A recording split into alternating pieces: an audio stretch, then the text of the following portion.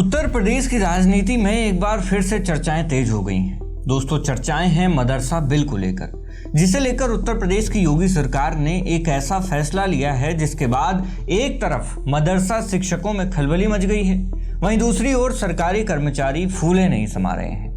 दरअसल उत्तर प्रदेश सरकार ने 10 साल बाद 2016 में अखिलेश यादव के पेश किए गए मदरसा बिल को वापस ले लिया है और इसी के साथ मदरसा बिल के जितने भी कायदे कानून थे वो सब खत्म हो चुके हैं।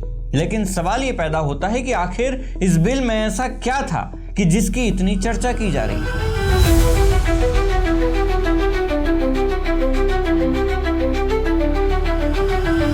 दोस्तों, 2016 में जब यूपी में समाजवादी पार्टी की सरकार थी और अखिलेश यादव मुख्यमंत्री थे, तो ये लोग विधानसभा में एक मदरसा बिल लेकर आए थे।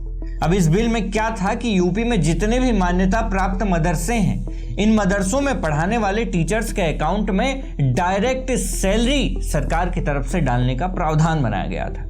और अगर इनकी सैलरी आने में एक दिन की भी अगर देरी हो जाती तो इस बिल के हिसाब से उस गवर्नमेंट ऑफिशियल के खिलाफ जो कि मदरसा शिक्षकों की सैलरी बनाता, उस पर एफआईआर लिखाने का प्रावधान डाला गया था।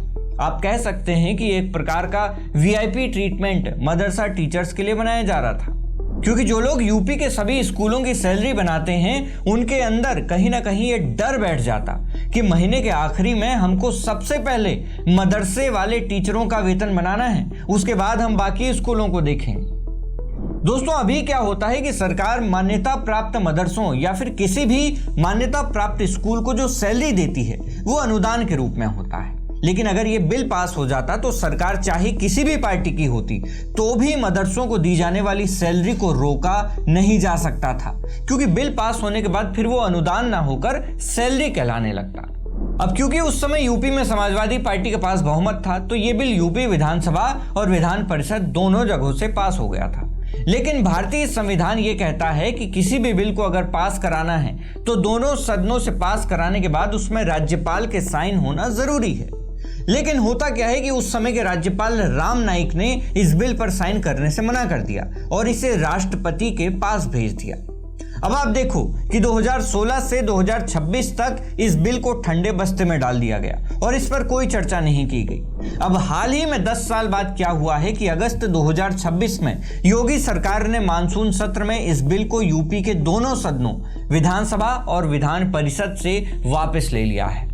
यानी कि अब मदरसा टीचर्स को वीआईपी ट्रीटमेंट देने के लिए कोई नियम नहीं है। एक चीज जो आपको यहां पर और जाननी चाहिए कि सरकार के पास जब भी कोई प्राइवेट स्कूल या फिर मदरसा मान्यता के लिए अप्लाई करता है और अगर उसको मान्यता मिल जाती है तो सरकार अगर चाहे तो ऐसे स्कूलों को सरकारी अनुदान देना शुरू कर देती है। यानी कि उनकी सैलरी जो है वहां के शिक्षकों की वो सरकार पे करती है।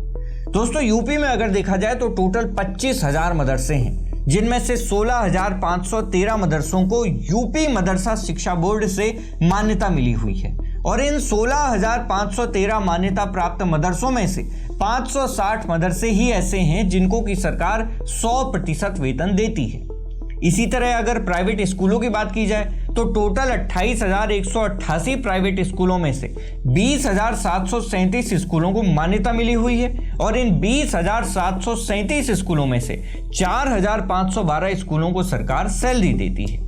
दोस्तों, वर्तमान में सरकार ने नए मदरसों को सरकारी सैलरी वाली लिस्ट में जोड़ने पर रोक भी लगाई हुई है। यानी कि जो नए मदरसे अगर मान्यता प्राप्त वाली लिस्ट में जोड़ना चाहते हैं या फिर सरकार से अनुदान प्राप्त करना चाहते हैं तो इस पर सरकार ने रोक लगाई हुई है।